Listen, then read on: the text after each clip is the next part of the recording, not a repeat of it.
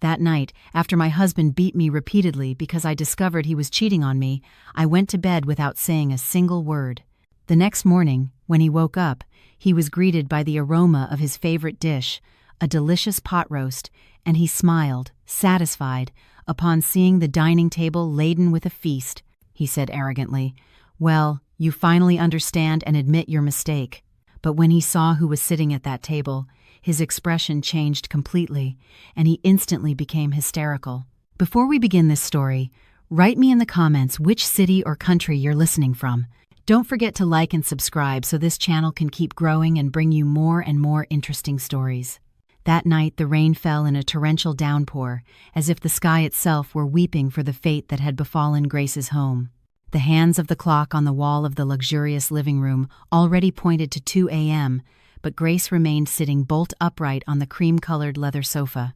She wasn't watching television or reading a book. She was simply staring intently at the closed front door.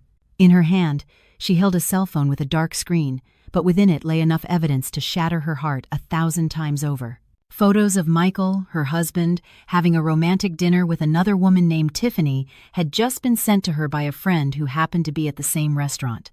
Grace wasn't crying. She felt as if her tears had already run dry, because this wasn't the first time she had sensed the scent of betrayal on her husband. Yet, something was different tonight.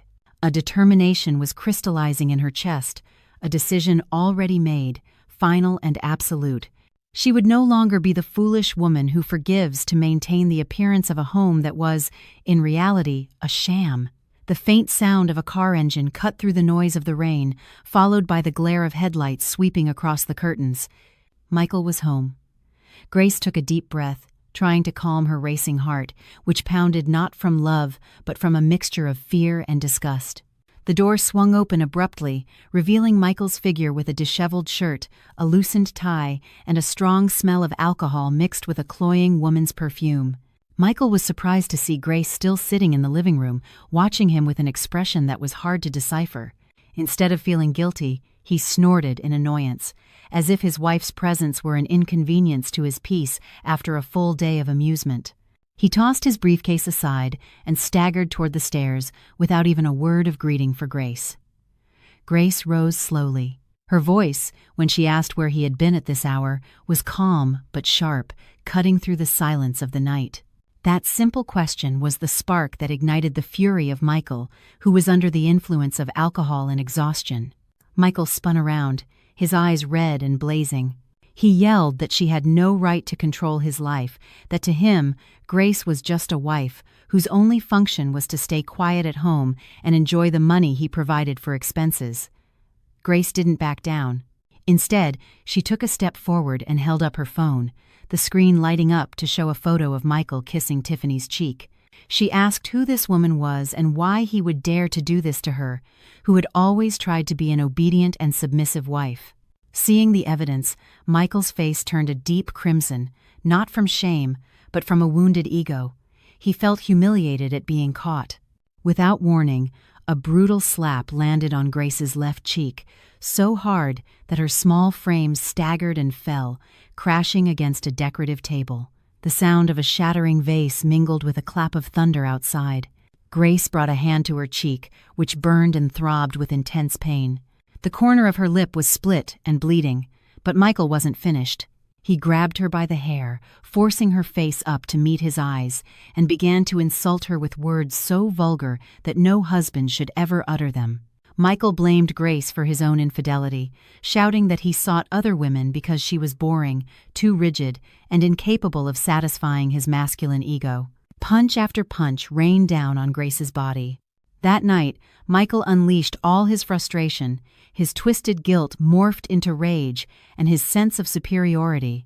He struck her arms, kicked her legs, and shoved her until she was cornered against the wall.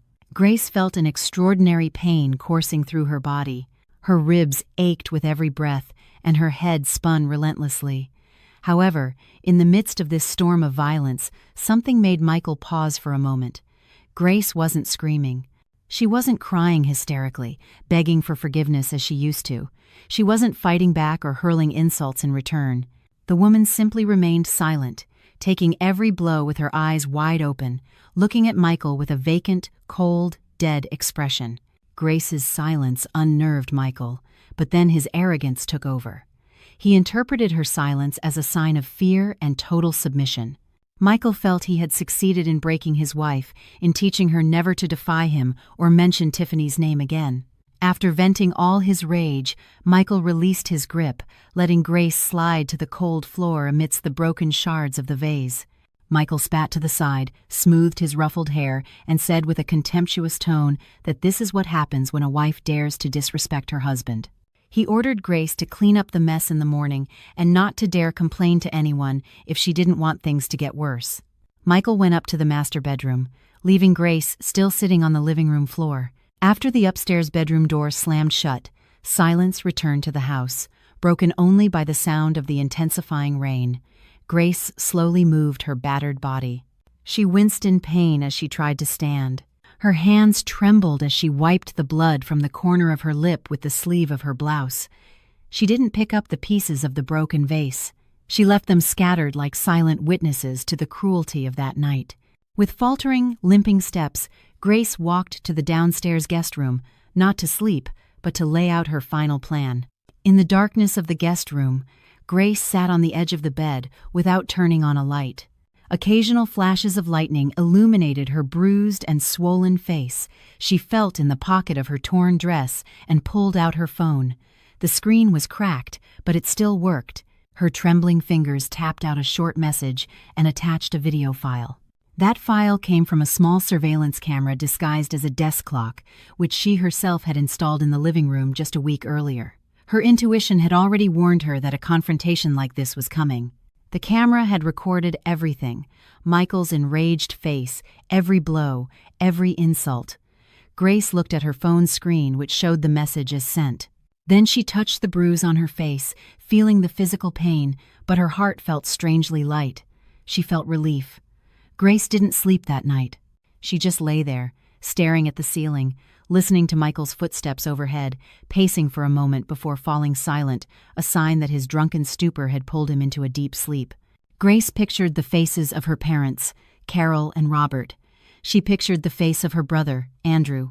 All this time, Grace had hidden the shame of her marriage because she didn't want to worry them, because she had been raised to be a patient wife who covers her husband's mistakes.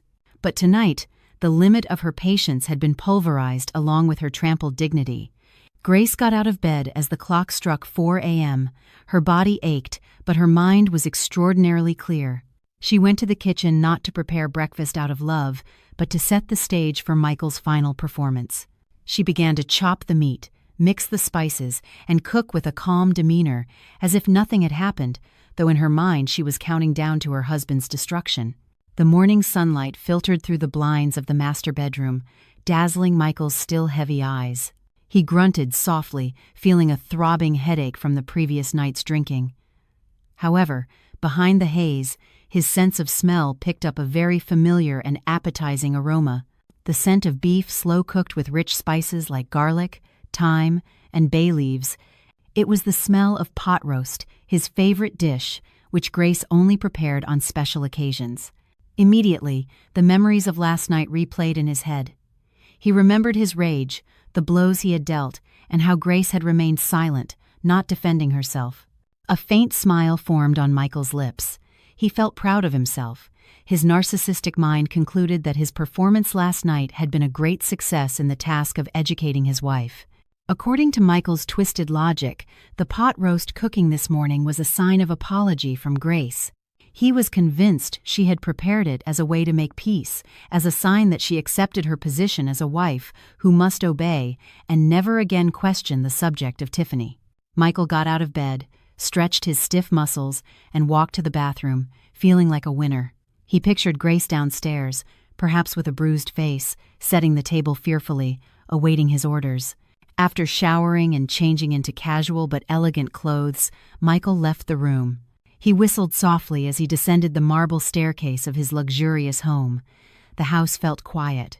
There was no clinking of dishes or the sound of footsteps, only the aroma of the pot roast growing stronger and more inviting to his hungry stomach. When his feet touched the ground floor, he saw that the shards of the vase from the night before were gone.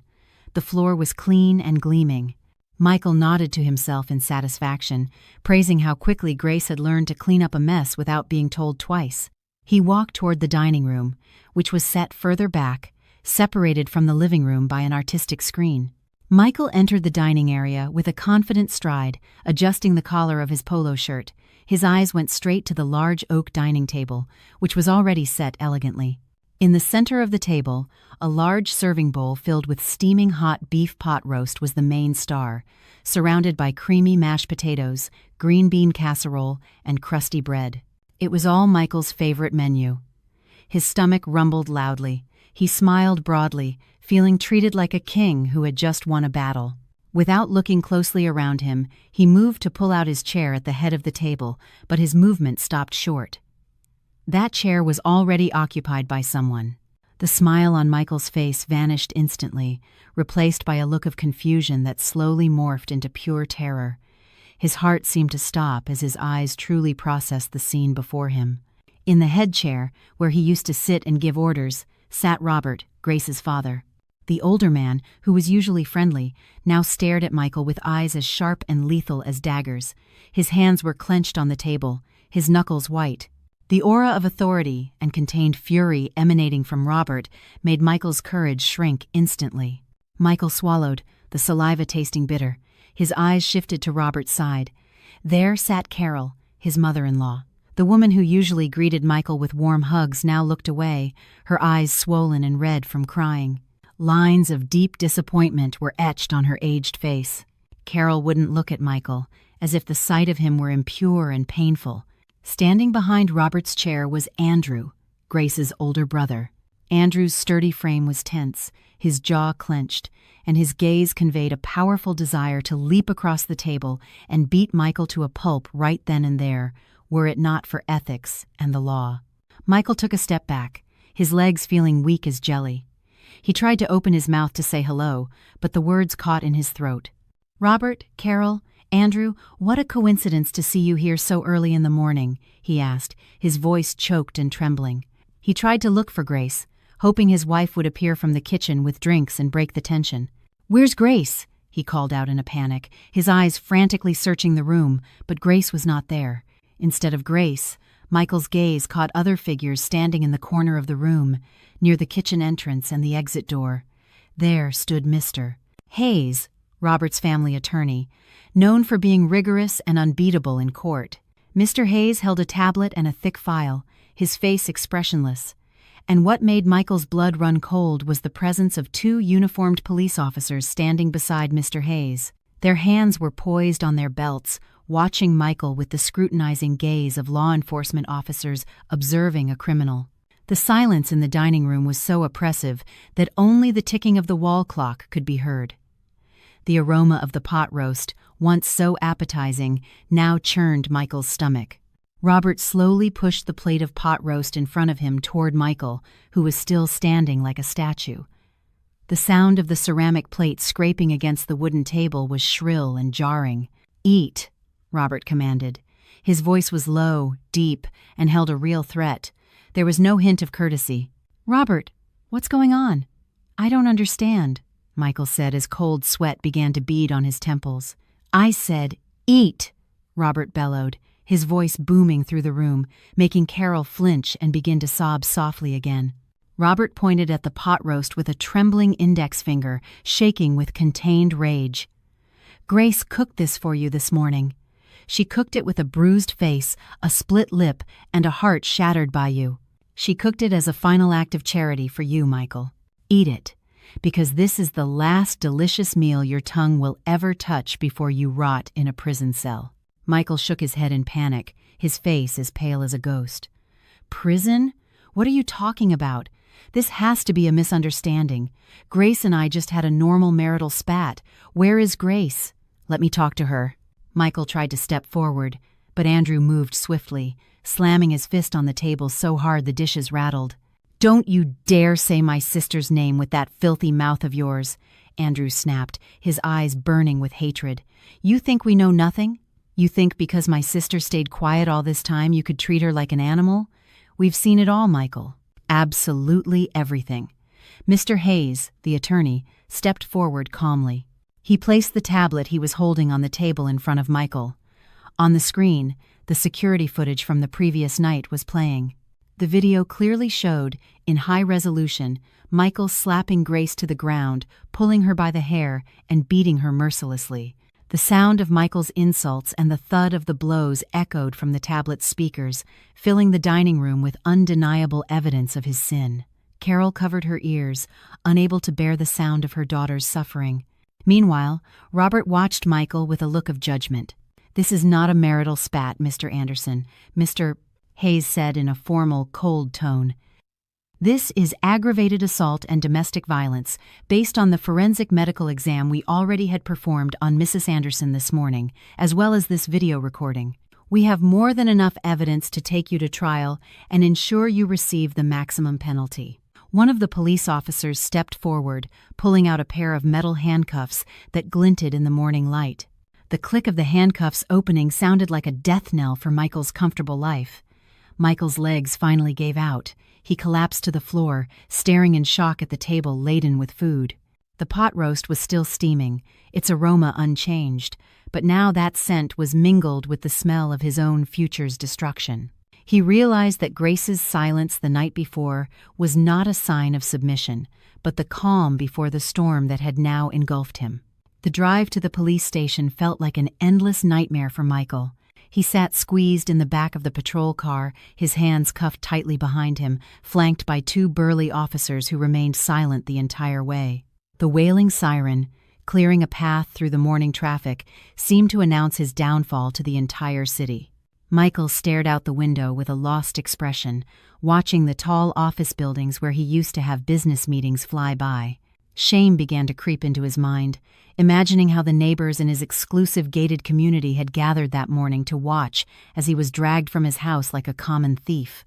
He, Michael Anderson, the young, successful executive, respected by all, was now being treated like a criminal. But behind the shame, his arrogance still burned. He still believed that money and connections could solve everything. He thought this was just a bluff from Grace's distraught family and that everything would soon be settled. Upon arriving at the police precinct, Michael was led directly to a small, cold, musty interrogation room. The room contained only a metal table and two rickety chairs. The flickering, fluorescent light on the ceiling added to the grim atmosphere. They shoved Michael roughly into a chair and uncuffed him, only to cuff one hand to the table. He tried to shout at the officer, demanding his right to a phone call and more respectful treatment. But his shouts only echoed off the cold concrete walls. No one listened. The officers left him alone in there for nearly 2 hours. The silence was deliberately crafted to break his will, to make Michael anxious, furious, and finally, terrified. He started tapping on the table. His leg bounced impatiently, and cold sweat began to soak his expensive, now wrinkled shirt. The metal door finally creaked open, a sound that grated on the ears. Mr. Hayes, the family's attorney, entered calmly, followed by a senior police detective. Mr. Hayes did not sit down. He stood on the other side of the table, looking down at Michael with a contempt that made Michael's blood boil. Michael immediately unleashed his fury, accusing Mr. Hayes and Grace's family of kidnapping and defamation. He stubbornly insisted that what happened the previous night was a private marital issue that should not be interfered with by third parties, let alone the police. Michael even arrogantly offered a sum of money to close the matter right then and there, believing everyone's integrity had a price. Mr. Hayes gave a slight smile, a smile that didn't reach his eyes. He opened his leather briefcase and pulled out a thick red folder. With deliberate movements, he spread photos from Grace's forensic exam across the table, right in front of Michael's face. The photos were horrific. Grace's face bruised in shades of purple and blue, her lip torn and stitched, and the contusions on her arms and back proving the violence had been repeated. Michael looked away, unable to face the result of his own actions, but Mr. Hayes forced him to look. The lawyer explained in an emotionless voice that this forensic exam not only proved the physical violence from the previous night, but had also uncovered a dark secret Michael had carefully guarded all. This time, The detective accompanying Mr. Hayes then placed a lab report on top of the photos. Michael frowned, not understanding what a blood test had to do with an assault case. Mr. Hayes explained that after Grace was brought to safety that morning, the doctor performed a full workup because she had been complaining of frequent dizziness and weakness for the past few months. The lab results surprised everyone. Traces of a low-dose sedative, a benzodiazepine, were found in Grace's blood, the same substance found in the bottle of vitamins Michael gave his wife every night. Michael's face, previously red with anger, turned paper white. His secret was out. For the last 6 months, Michael had indeed been secretly mixing a sedative into Grace's drinks or vitamins, so she would fall asleep quickly and not ask too many questions when he came home late or went out to see Tiffany. He thought his actions were clever, a subtle way to silence his wife without violence, but in the eyes of the law, it was a felony. Mr. Hayes leaned forward, locking his gaze on Michael's eyes, and told him this was no longer a simple case of domestic violence. This was premeditated, attempted murder, and systematic poisoning of a spouse. Michael was speechless, his tongue paralyzed. He tried to deny it, saying they were just normal vitamins, that the lab results must be mistaken or falsified, but his voice sounded weak and unconvincing even to himself. The fact that Grace had known and kept silent all this time made him shudder. It turned out Grace's silence wasn't because the drug was working perfectly, but because she was gathering piece after piece of evidence to trap him. Michael realized he had fallen into a trap of his own making. The wife he thought was foolish and submissive turned out to be a much smarter and more lethal adversary than he had ever imagined. The detective began to read the sections of the penal code he would be charged under. The potential sentence was no longer a matter of months, but over a decade in prison. The shadow of a destroyed career, a ruined reputation, and a life behind bars began to dance before Michael's eyes. He sank into his chair, shoulders slumped, his arrogance shattered and replaced by real terror. He begged to be allowed to speak with Grace. He pleaded with Mr. Hayes to convey his request for forgiveness. But Mr. Hayes simply gathered his documents back into his briefcase. Before leaving, he told him that Grace no longer wanted to hear a single word from Michael's mouth and that the only communication between them from now on would be through the judge's gavel in court. The metal door slammed shut again, leaving Michael alone with the shadows of his destruction. After hours of uncertainty, Michael was finally given the chance to make one phone call. His mind raced. He couldn't call his mother in his small hometown. The old woman would surely have a heart attack upon hearing the news. He couldn't call his colleagues from the office. That would be professional suicide. The only name that came to mind was Tiffany, his mistress. The woman who had coddled him with sweet words and promises of fidelity. Michael was sure Tiffany would help him. Didn't they love each other? Didn't Tiffany always say he was everything to her? With trembling hands, Michael dialed Tiffany's number from the precinct phone. The line rang several times before she finally answered. Tiffany's flirtatious voice greeted him, asking why he was calling from an unknown number. Michael, in a voice he tried to keep as calm as possible, explained that he had a small problem with the police because of a complaint from Grace. He lied, downplaying the issue, saying it was just a minor misunderstanding and that he needed money for bail to get out temporarily. Michael promised to pay her back double as soon as he could access his bank account. Hearing the words double back, Tiffany's tone immediately shifted to enthusiasm. The woman agreed to come with her savings, thinking this was a small investment to completely win over Michael's heart and fortune. 2 hours later, Tiffany arrived, her glamorous style completely out of place, with large, dark sunglasses and a designer handbag strutting through the police station as if it were a shopping mall. After a tedious administrative process and the payment of a considerable bail, Michael was finally allowed to leave with a status of supervised release. He had to report weekly and could not leave the city limits. As he walked through the precinct doors and breathed the free air, Michael felt enormous relief. He wrapped an arm around Tiffany's waist, thanking her affectionately, and told her that he would soon sort things out with Grace and divorce her so they could live happily together. Tiffany beamed, imagining herself soon becoming Mrs. Anderson and living in that luxurious mansion. However, the relief was short-lived. Mr. Hayes, who had apparently been waiting in the lobby, approached them. Without any preamble, the lawyer handed a large manila envelope to Michael. Michael took it with a scowl. Mr. Hayes explained that it was a notice of asset seizure and a statement of property titles. Michael let out a contemptuous laugh, saying Grace had no right to seize anything because the house and cars were bought with his hard work over the years. But Mr. Hayes calmly dismantled that argument. He reminded Michael to reread the prenuptial agreement he had signed without much thought, too eager to marry Grace, who came from a wealthy family. The document clearly stated that the mansion they lived in was an inherited property from Robert, put in Grace's name before the marriage, and therefore not part of their marital assets. The luxury cars Michael drove daily also turned out to have been purchased with funds from Grace's family business account, legally listed as company vehicles that could be recalled at any time. Michael stood in stunned silence, his eyes wide as he read the legal documents. He was just now realizing that all this time he had merely been a passenger in a life of luxury financed by his wife. Michael's large salary over the years had been spent on his lifestyle, online gambling, and spoiling Tiffany, leaving him with virtually no valuable assets of his own. Mr. Hayes then informed him of something else that made Michael's knees weak. Michael's credit cards and access to his bank accounts had already been frozen by the bank due to a complaint of suspected corporate embezzlement filed by Robert that very morning. It turned out an internal audit of the company had been quietly underway for months. So, at that moment, Michael literally didn't have a penny to his name beyond the cash in his wallet. Mr. Hayes departed, leaving them both in the parking lot with a satisfied smile, allowing the bitter reality to sink into Michael's brain. Tiffany, who had heard the entire conversation, began to pull away from his grasp.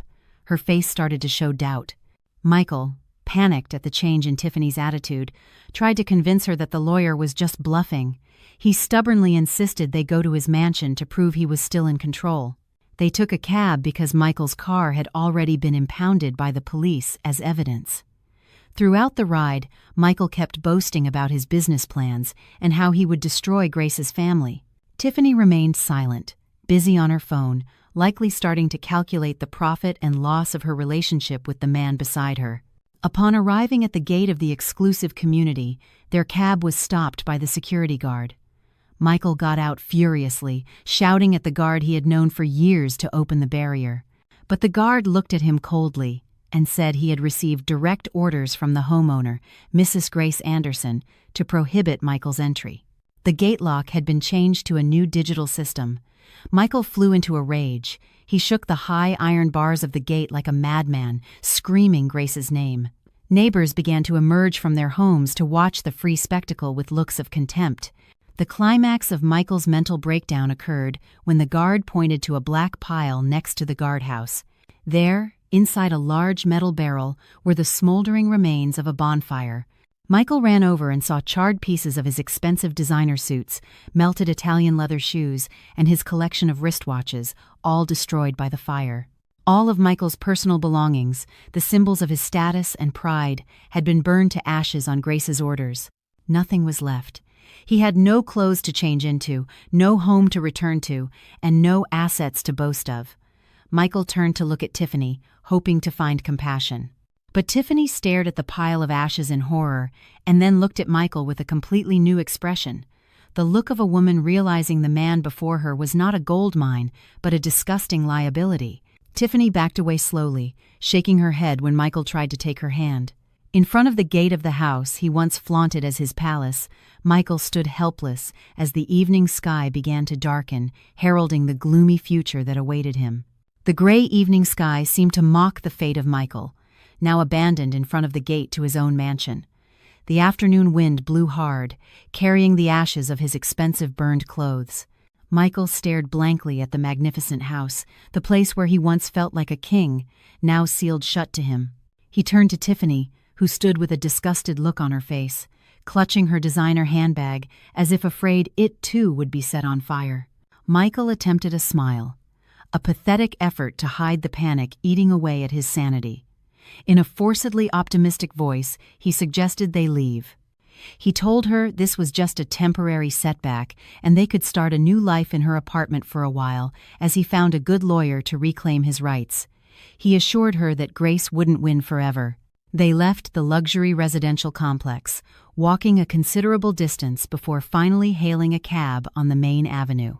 During the ride to Tiffany's apartment, the atmosphere inside the cab was terribly cold and uncomfortable. Michael chattered endlessly, rambling about his plans for revenge, how he would destroy Grace's family business and make them all kneel for forgiveness. He was trying to convince both himself and Tiffany that he still had power, but Tiffany remained silent. She stared out the window with a vacant expression, her fingers impatiently tapping her phone screen. There were no more affectionate words, no comforting touches, only a wall of ice growing thicker between them. Michael tried to take Tiffany's hand, but she gently pulled it away, excusing herself by saying it was sticky and sweaty. Michael swallowed his disappointment, thinking Tiffany was perhaps just in shock from witnessing the burning of his belongings. Upon arriving in the lobby of the apartment building, for which the annual rent had been paid in full by Michael with his bonus from the previous year, Tiffany walked quickly ahead to the elevator. Michael followed her like a lost puppy. His clothes were wrinkled and smelled sour from the accumulated sweat at the police station. When the apartment door opened, Tiffany did not invite him in with her usual warmth. She tossed her keys on the table and sat directly on the sofa, crossing her legs arrogantly. Michael entered hesitantly, closed the door softly, and tried to sit next to her. But before he could even touch the couch, Tiffany raised a hand, signaling him to stop. Tiffany's gaze, once full of admiration, had now transformed into a calculating, sharp, and penetrating stare. Tiffany asked in a flat, emotionless voice, just to be sure of one thing. She asked if it was true that all the assets, the house, the cars, and the bank accounts Michael had boasted about all this time belonged to Grace, or were at least frozen in Grace's name. Michael fell silent for a moment, then nodded slowly as he tried to explain that it was just a legal technicality that could be resolved. He said he still had his good salary and his position as a director at the company, so money wouldn't be an issue. However, that answer was apparently not what Tiffany wanted to hear. The woman snorted sharply. A cynical laugh escaped her bright red lips. Tiffany stood up, looking Michael up and down, with an expression of contempt that shattered his pride into a million pieces. Tiffany began to unleash everything she had kept hidden behind her sweet mask all this time. She told him she had been with Michael because he was a successful figure who could take her shopping at luxury boutiques, dine at five-star restaurants, and give her the lifestyle she dreamed of. She wasn't interested in a bankrupt middle-aged man with a criminal record who had been kicked out of his own house like a stray cat. The words were like sharp blades cutting into Michael's heart. He stood gaping, unable to believe what he was hearing. He tried to remind Tiffany of the love they shared, the sweet promises of being together until death they used to whisper in bed. Michael knelt at Tiffany's feet, begging for understanding, saying he needed her now more than ever. But Michael's crocodile tears had no effect on Tiffany. The woman was disgusted. She gently pushed his shoulder with her foot to move him away. Tiffany screamed that she was not a charity for the homeless. She reminded him that the lease on this apartment was up next month, and without the flow of money from Michael, she would have to find a new sponsor as soon as possible. Michael's presence would only hinder her search for another rich man. Cruelly, Tiffany grabbed what was left of Michael's belongings, just his wallet and phone, and threw them toward the front door. She ordered him to leave that instant, before she called building security and reported him as an intruder disturbing the peace. Michael stood up, his body trembling. His eyes burned with a mix of pain and rage he couldn't vent. He looked at Tiffany's face one last time, searching for any trace of the woman he once considered an angel. But all he found was the figure of a greedy monster. How true the saying was, money talks. Without it, you're invisible. Michael walked out of the apartment with heavy steps. The door slammed shut right behind him, followed by the sound of the deadbolt turning twice. Michael stood in the silent hallway of the building, alone, homeless, penniless, and now without the love he had so proudly paraded. He realized how stupid he had been to sacrifice a diamond like Grace for a sharp stone like Tiffany, who now cut him until he bled. That night, Michael spent the hours in the restroom of a gas station not far from Tiffany's building. He couldn't sleep well because of the mosquitoes and the cold tile floor, but the hunger twisting his stomach was far more torturous. He only had a few dollars in his wallet, the change from buying cigarettes 2 days ago. He bought a loaf of bread and a bottle of water, eating them ravenously while bemoaning his fate. However, in the midst of his misery, a false spark of hope appeared in his mind.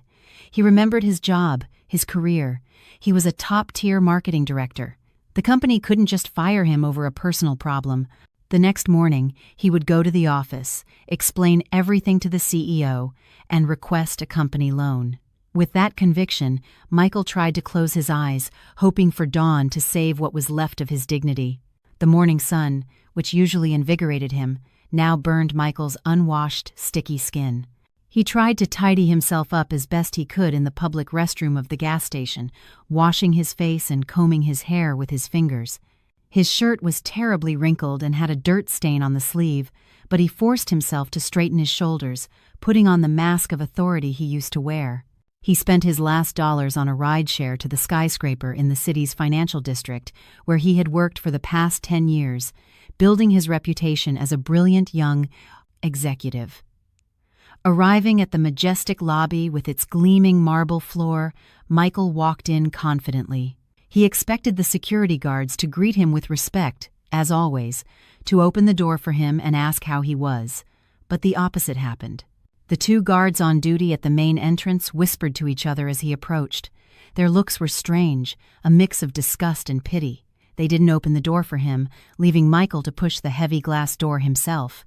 Michael ignored it, thinking they were just being lazy. He walked to the security turnstile for the elevators and swiped his employee ID card. The machine's indicator light flashed red, followed by a long beep indicating access denied. Michael frowned, trying his card again and again. The result was the same: access denied. The line of employees behind him grew longer. Murmurs began to spread. Michael turned and saw dozens of pairs of eyes staring at him.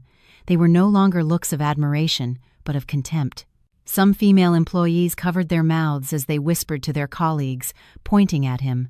Michael's ears were ringing. He caught fragments of phrases like, "That's him, the one who beats his wife." How shameless! His heart pounded. The news had apparently spread faster than a virus. An HR manager named Mr. Roberts, who had once been Michael's subordinate, stepped out of the elevator and approached him. Mr. Roberts's face was expressionless and formal, without the friendly smile he used to show. Without shaking his hand, Mr. Roberts asked him to come to a special room on the ground floor, not his office upstairs. Michael tried to protest, asking why his access was blocked, but Mr. Roberts just replied curtly that it was standard procedure for employees in the termination process. The word termination hit Michael's chest like a sledgehammer. He followed Mr. Roberts with trembling legs past the accusing stares of the receptionists and lobby staff. Inside the small room, the company's CEO, Mr. Sterling, was already seated. The older man, who was normally paternal, now looked at Michael with eyes full of contained anger. On the table was a tablet displaying the viral video of Michael's domestic violence against Grace. The video had already spread widely on social media since the previous night, uploaded by an anonymous account and becoming a national trend.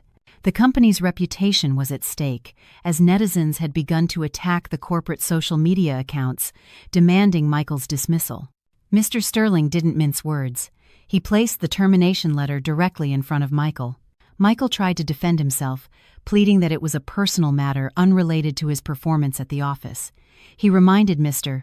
Sterling of the sales targets he had surpassed last month, the profits he had generated for the company. But Mr. Sterling slammed his fist on the table, cutting off Michael's rambling. Mr. Sterling said that integrity was everything in their business.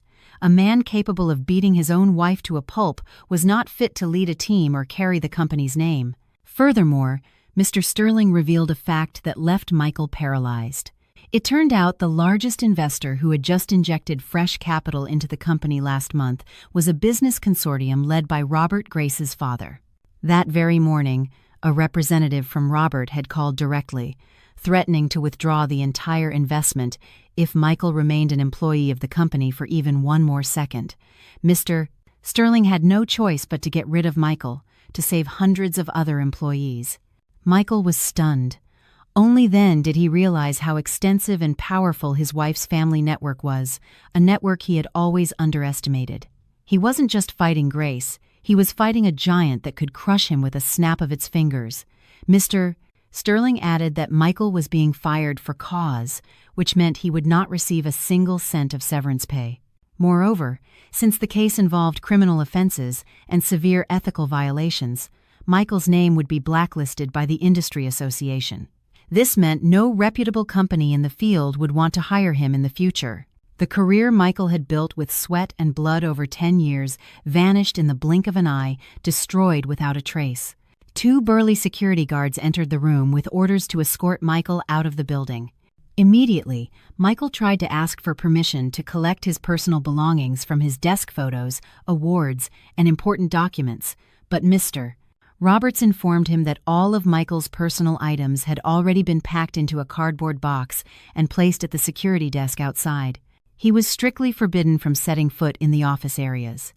Michael was escorted to the exit like a prisoner, walking through the now even more crowded lobby. He felt like he was walking down a hallway in hell. Everyone stared at him. Some recorded with their phones, others openly criticized him. Michael reached the front of the building. The midday sun seemed to burn his skin.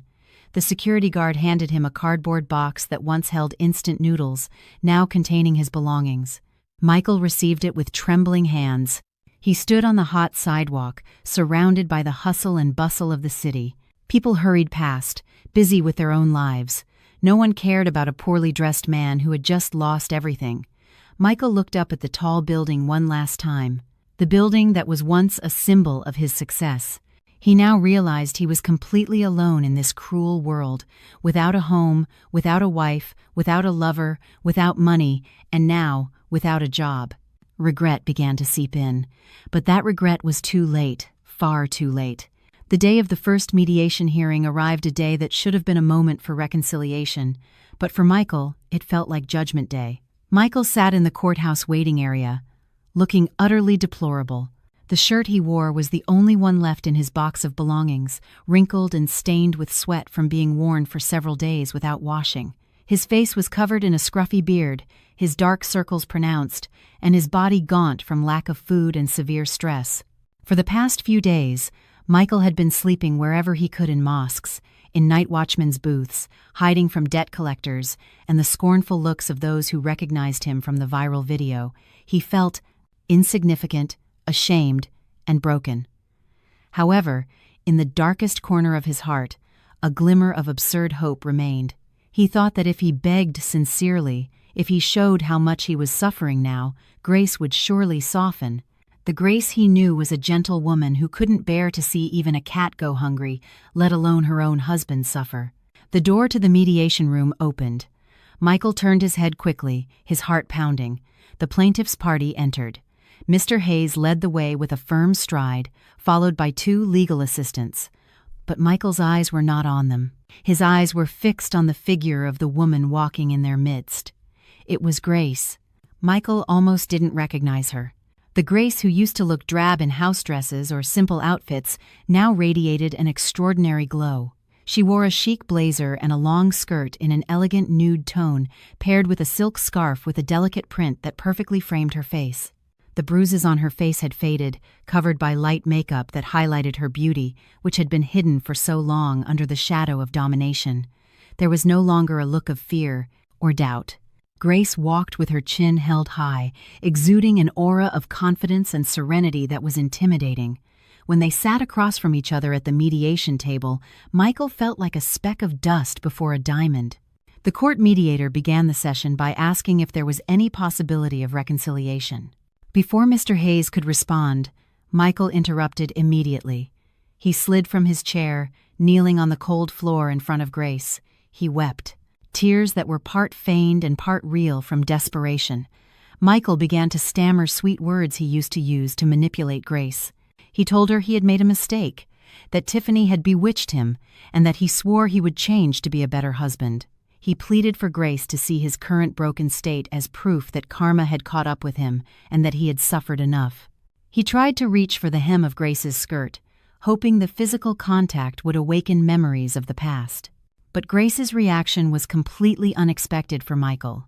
Grace didn't pull her foot away in disgust, but she didn't weep with emotion either. Grace simply looked down at the prostrate Michael with an impassive expression, as if looking at an unimportant stranger. Slowly, Grace spoke. Her voice was calm, low, but every syllable was clear and pierced to the bone. Grace told Michael he needn't bother with the act. She said that the Michael she once loved, the husband she was proud of, had actually died the night the first blow landed on her face. The figure before her now was just an empty shell, a cowardly man who only remembered God and his wife when he lost his possessions and his position. Grace stated firmly that not a shred of love remained in her heart. The only thing left was gratitude that God had opened her eyes before it was too late. Michael fell silent, looking up at his wife's face. He saw no anger there. What was more painful, he saw complete indifference. It was the look of someone who had truly moved on. Grace then signaled to Mr. Hayes. The lawyer pulled out a thick document and placed it in front of Michael. Grace explained coolly that this was the additional evidence they would be taking to the criminal courts for embezzlement. The document contained a trail of transfers from Grace's family business accounts that Michael managed. It turned out that for the past 2 years, Michael had frequently forged receipts and inflated budgets, then transferred the difference to Tiffany's personal account. The amount totaled hundreds of thousands of dollars. Michael's eyes widened. Cold sweat poured down his face. He thought he had covered that trail carefully. Grace smiled slightly, a lethal smile. She told him that all this time, she had kept quiet not because she didn't know, but because she was waiting for the amount to be large enough to ensure Michael would rot in prison for a longer time. The money Michael stole to spoil his mistress was money intended for orphans, managed by Grace's family foundation. Michael had stolen from the most sacred of places. Grace concluded the conversation by saying she didn't need Michael's apologies. She only needed justice. She stood up, straightened her blazer, and walked out of the room without a single backward glance, leaving Michael still kneeling with his mouth agape, realizing that the legal noose around his neck was now even tighter, strangling him. After the failed mediation and the ever more real threat of prison, Michael felt his world had truly ended. However, his survival instinct still flickered. He remembered one person who would surely never abandon him, no matter how grave his sins: his mother. His own mother.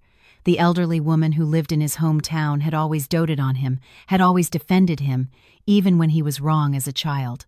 Michael was sure that a mother's prayers and testimony could change the situation, or at least lessen his sentence. With the last few coins he found on the street, Michael called his mother from a payphone. He cried inconsolably, twisting the facts. He told her he was being slandered by Grace's wealthy family, that he was being treated unfairly, and he begged her to come to the city to be a character witness at his trial.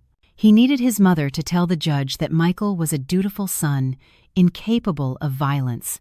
His mother, on the other end of the line, sounded shocked and wept hysterically upon learning of her son's fate. The old woman's frail voice made Michael's heart feel a little lighter. He felt he had her support. His mother promised she would come. She said she would sell her only goat to pay for the bus ticket to the city, to defend her only son, her pride and joy. Michael hung up the phone, feeling a bit calmer. He thought that, at least at the trial, he wouldn't be alone. The presence of an elderly, frail mother figure would surely evoke the judge's sympathy and make Grace look bad for causing her own mother-in-law to suffer. This was the last cunning strategy left in Michael's brain. The day of the trial finally arrived. The courtroom was packed. The case had become a media sensation, involving a prominent business family and a sensational scandal. Michael sat in the defendant's box wearing an orange jumpsuit provided by the court. His head was bowed, trying to avoid the flashes of reporters' cameras, but his eyes constantly darted to the entrance, waiting for his mother's arrival. And sure enough, not long after, the door opened. His mother entered with hesitant steps, wearing a modest traditional dress and a simple headscarf. Michael's heart leaped with joy. He smiled broadly at his mother, ready to receive a warm, defensive hug. But something was strange. His mother didn't walk toward the public gallery behind him. Instead, she was guided by a court officer toward the witness stand, and even more surprisingly, she was accompanied by Andrew, Grace's brother. Michael frowned in confusion. Why was his mother with the opposing side? Maybe Andrew was just helping the old woman, he thought optimistically. The judge then asked his mother if she was ready to give her testimony. His mother nodded slowly, tears streaming down her wrinkled cheeks. Michael looked at his mother full of hope, signaling with his eyes for her to start talking about what a good son he was. The judge asked, "Ma'am, is it true that the defendant, Michael Anderson, is a respectful and responsible son, as he claims in his defense?" A tense silence filled the room. His mother bowed her head deeply, her shoulders shaking with suppressed sobs. Then, slowly, she raised her face to look at Michael. It was not a look of affection, but one filled with hurt, disappointment, and repressed anger. In a hoarse but firm voice, his mother answered, "No, Your Honor. My son Michael is not a respectful son. He is an ungrateful son who has been slowly killing his mother while she is still alive." Michael jolted violently, as if struck by lightning on a clear day. "Mom, what are you saying?" he shouted in panic, but the judge immediately banged his gavel, ordering him to be silent. His mother continued her testimony, her voice trembling terribly. She opened an old cloth bundle she was carrying. Inside was a worn-out old savings passbook. His mother explained that for 10 years she had scrimped and saved from selling vegetables at the market, putting away coin after coin to pay for a pilgrimage, the dream of her lifetime before she died. 2 years ago, Michael came to her town crying, saying he urgently needed capital for a business or he would go bankrupt. Out of pity, his mother gave all her pilgrimage savings to Michael. Michael promised to pay it back in 6 months, but it turned out. His mother's sobs grew louder, hushing the entire courtroom, moving everyone. He didn't use that money for a business. A neighbor of mine, whose son works in the city, saw Michael on vacation at the beach with another woman. That woman was not Grace. He used his mother's sacred money for fornication. The courtroom erupted in murmurs. The judge banged his gavel repeatedly to restore order. Michael was petrified in his seat, his face ashen. He never expected his mother to know about that. He thought his mother was a simple countrywoman, easy to deceive. His mother fixed her gaze on Michael. The tears still fell, but her look grew harder. "I gave birth to him. I nursed him, but I failed to raise him," his mother continued in a heart-wrenching voice. "I am ashamed, Your Honor. I am ashamed to have a son who beats a wife as good as Grace. I am ashamed to have a son who steals from his own mother. I came here not to defend him. I came to see him punished. Let the prison teach him, because I am no longer able." Those words were the final nail in the coffin. His own mother, the one person he expected to be his protector, now stood as his most devastating accuser. Carol, sitting in the public gallery, was seen embracing Michael's mother, who nearly fainted after giving her testimony. It was an image of solidarity between mothers that moved everyone present, except Michael. Michael felt his chest tighten. The oxygen seemed to have vanished from the room. He was betrayed by his own greed, and now, betrayed by his own blood. He looked at his mother, whose face was turned away by Andrew so she wouldn't have to look at him anymore. That day, Michael didn't just lose his freedom, he lost his status as a son. He was an orphan in the saddest sense, abandoned by his own mother because of his behavior, which had long surpassed the bounds of humanity. The atmosphere inside the courtroom that day felt so dense and suffocating, as if the air refused to circulate amidst the peak tension. This was the final day of the trial, the day Michael's fate would be decided by the judge's gavel. Michael sat in the defendant's box, his body even thinner, his face almost unrecognizable. His eyes were wild and terrified, darting around the room, searching for any small crack to escape this bitter reality, but there was no way out. To his right, the prosecution team sat with mountains of evidence files stacked as high as a fortress. To his left, the public defender assigned to him by the state looked resigned and dispirited, aware that this case was a dead end for his client, who had already lost everything. The biggest surprise of the day came when the prosecutor called the final witness. The courtroom door opened, and in walked Tiffany. She walked with her head down, avoiding everyone's gaze, especially Michael's. Tiffany's appearance was vastly different from usual. There were no luxurious dresses or sparkling jewelry. She wore simple clothes and no makeup, trying to appear innocent before the law. Michael started in his seat, his eyes wide with disbelief. He had thought that perhaps Tiffany still held some affection for him, or at least some solidarity. But that hope was shattered as soon as Tiffany began to speak into the microphone. To save herself from legal repercussions as a recipient of embezzled funds, Tiffany had made a deal with the prosecution to become a cooperating witness. Before the panel of judges, Tiffany placed all the blame on Michael. She testified through crocodile tears that it was Michael who had forced her to accept the money. She confessed that Michael was a manipulative man who had trapped her in a forbidden relationship with false promises of luxury. Tiffany even recounted how Michael frequently belittled Grace in front of her, calling his wife a foolish woman who was easy to deceive. Every word from Tiffany's mouth was like a knife in Michael's back. The man screamed hysterically, calling Tiffany a traitor and a liar, but his outbursts only made him look worse and more unstable in the judge's eyes. Security officers quickly restrained Michael, forcing him back into his seat and silencing him. After hearing all the witnesses and examining the evidence, it was time for the verdict. The presiding judge, a mature man with thick glasses and a stern face, began to read the sentence in a voice that resonated throughout the courtroom. The judge declared that Michael had been found legally and convincingly guilty of committing crimes of aggravated domestic violence resulting in physical injury and psychological trauma, premeditated attempted poisoning, as well as large-scale corporate embezzlement. There were no mitigating factors for Michael's sentence. His uncooperative attitude, lack of sincere remorse, and even his audacity in using his own mother's money became aggravating factors. The judge took a deep breath before imposing the maximum penalty. Michael was sentenced to 15 years in prison, plus a fine of hundreds of thousands of dollars. If the fine was not paid, the prison term would be extended, and any remaining assets would be seized by the state. The gavel struck 3 times with a loud thud that sounded like a funeral bell for Michael's future. The courtroom immediately erupted. Muted applause came from the public benches, filled with Grace's family and women's rights activists who had followed the case. Michael was crushed. His body slumped in the chair as if his bones had been removed. He sobbed loudly, calling his mother's name. But his mother was no longer there. She had returned to her town with a broken heart after her testimony last week, refusing to visit Michael even once. As the court officers began to drag Michael back to the holding cell, his gaze fixed on one spot. In the front row, Grace stood up slowly.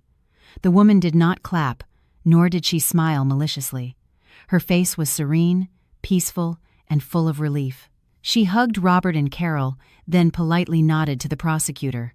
Grace looked radiant, so far beyond Michael's reach, as if they were creatures from different dimensions. Michael tried to scream Grace's name, hoping she would turn, even for a second, hoping to see some remnant of feeling in her eyes. But Grace did not turn at all. She turned and walked toward the exit, surrounded by people who loved her, leaving Michael still struggling as he was dragged by the officers into the darkness of the prison corridor. That day, Michael finally understood that the harshest punishment was not physical imprisonment, but the reality that he had been completely erased from the lives of the people who once sincerely loved him. He was now just a bad memory, a stain that had been successfully washed away. 5 years later, the scorching midday sun baked the asphalt of the capital's crowded, dusty streets. On the outskirts of the city, in a densely populated, low-income area, stood a small, greasy spoon diner with walls blackened by vehicle exhaust. In the back of the diner, near a foul-smelling drain, a thin, gaunt man with graying, disheveled hair squatted, washing a pile of dirty dishes. That man was Michael. He had just been released on parole a few months ago due to prison overcrowding, but freedom had not brought him a better life. With an extensive criminal record and a name blacklisted everywhere, no company would hire him, not even as a security guard. His assets were long gone, used to pay fines and restitution, and his family back home had completely cut ties. His mother had passed away a year after he went to prison, taking her disappointment to the grave, having never once visited him. Michael now worked odd jobs, sometimes as a porter at the market, sometimes collecting plastic bottles, and now as a dishwasher at this diner, for a wage that barely covered food and cigarettes. His back ached frequently from the effects of sleeping on cold prison floors, and he had lost several teeth due to malnutrition. His hands, once soft from holding only expensive pens and steering luxury cars, were now rough, cracked, and smelled of cheap soap. The diner's owner, a stout, ill-tempered woman, frequently yelled at him if he worked too slowly or broke a glass. Michael, once proud and arrogant, could now only bow his head obediently. His spirit had been broken and trampled by the harsh wheel of life, which had spun downward. That afternoon, the diner was quiet. Michael rested for a moment, wiping the sweat from his brow with his dirty shirt sleeve. His eyes drifted to the old tube television hanging in the corner. The news was broadcasting a special report on the Inspirational Woman of the Year awards. The TV screen showed an elegant hotel ballroom glittering with crystal chandeliers. The camera then focused on a woman walking onto the stage to receive a trophy. Michael's heart seemed to stop. The plastic cup in his hand fell to the floor. The woman on the television screen was Grace. She looked much younger and more beautiful than she had 5 years ago. Her scarf was elegantly arranged, her smile full of confidence. The narrator explained that Grace was now the owner of a successful catering company and a chain of traditional restaurants with branches in several major cities, as well as the founder of an organization that helped victims of domestic violence recover and become independent. Standing beside Grace was a handsome man who looked at her with pride and love. He was Grace's new husband, a respected specialist doctor known for his generosity. In the audience, Robert and Carol were seen applauding while holding an adorable little boy, Grace's son, from her second marriage.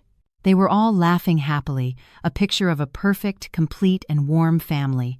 Michael stood frozen, staring at the blurry screen.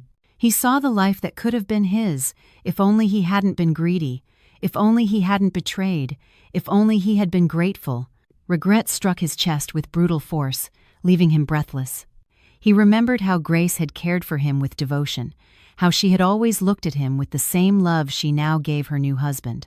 Michael had thrown away a diamond to chase after trash, and now he had to live in that trash. Tears rolled down from the corners of his wrinkled eyes, wetting his dirty cheeks.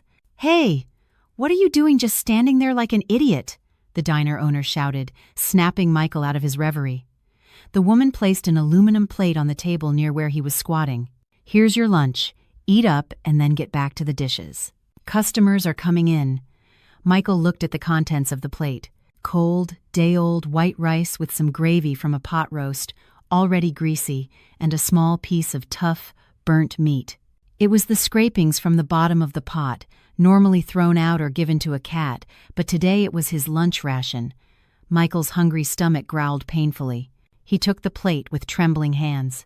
The aroma of the stew, though stale and mixed with the smell of soap, instantly threw his memories back to that morning 5 years ago. He remembered that morning, the morning he woke up to the smell of a perfect pot roast made by Grace. Tender, choice beef, spices that had penetrated every fiber, served on a luxurious dining table with all her love. The morning he arrogantly felt like a winner, capable of trampling the wife who had prepared that delicious meal. Back then, he had rejected a meal from paradise for his ego, and now, here, by a stinking drain, he had to eat the bitter-tasting remnants of a stew to survive. Michael brought the rice and cold gravy to his mouth.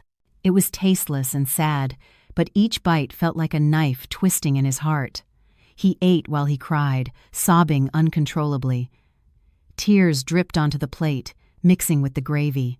He ate ravenously because he was hungry, but also with indescribable pain.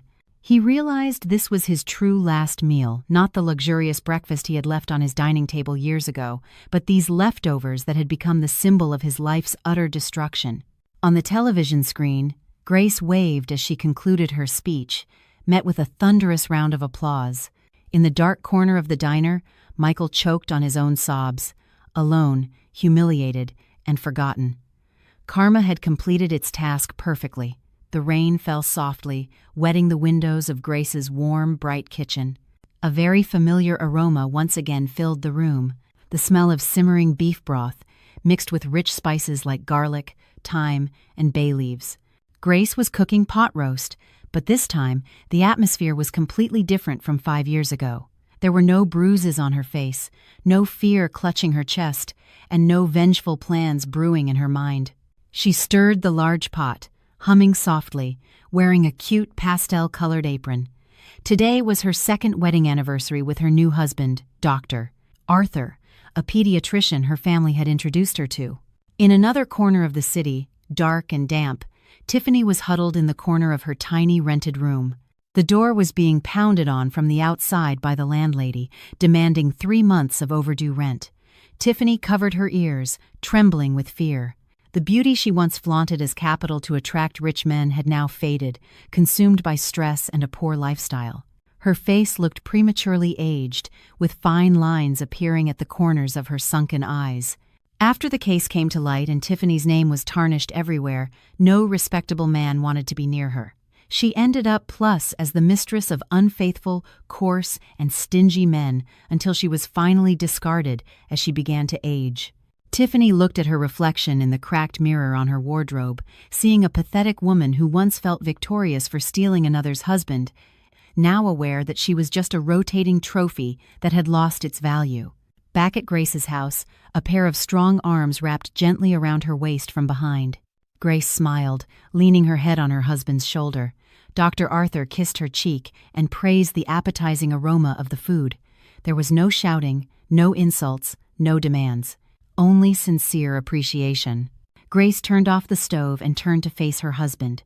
She briefly remembered a shadow of the past, of the pot roast she had served Michael as a farewell. Back then, the stew was a symbol of her anger, a symbol of her wounded dignity. But today, Grace had reclaimed the meaning of that meal. This pot roast was no longer about Michael. This pot roast was about love, about family, and about the future. That night, they had dinner with Robert and Carol, who had come to visit. Laughter filled the dining room. In the midst of the warm conversation, Grace glanced at the calendar on the wall. She paused for a moment. Today's date was the exact same as the date of that abusive night 5 years ago. But what made Grace smile with relief was the realization that she had almost forgotten. She no longer marked this day as a day of mourning or trauma. The memory of Michael, of the beatings and the betrayal, had faded into a small speck in the past that no longer hurt. Grace realized that the best revenge was not seeing your enemy suffer, but living so happily that you forget your enemy ever existed. Outside the fence of Grace's home, an old trash collector staggered through the rain, carrying a wet sack. He paused for a moment, smelling the aroma of pot roast carried on the wind from the ventilation of the luxurious house. His stomach rumbled, his mouth watered. That trash collector, Michael, stared at the warm yellow light glowing from the dining room window. He could see the silhouettes of a happy family inside, feeling a heart-wrenching pain, but he knew he didn't even deserve to touch the gate. With heavy steps, Michael lowered his head and walked on, away into the darkness of the night, carrying his eternal regret. Meanwhile, inside the house, Grace laughed freely, truly free and whole again. If this story made you reflect on the value of respect, loyalty, and how karma always finds its way, I would love to know your opinion. What would you do in Grace's place? Have you ever known someone who didn't value what they had until they lost it all? Tell me in the comments. I love reading your stories and reflections. If this video touched your heart, please leave a like, subscribe to the channel, and hit the notification bell so you don't miss any stories. Sharing this video also helps more people hear this message about the consequences of our actions.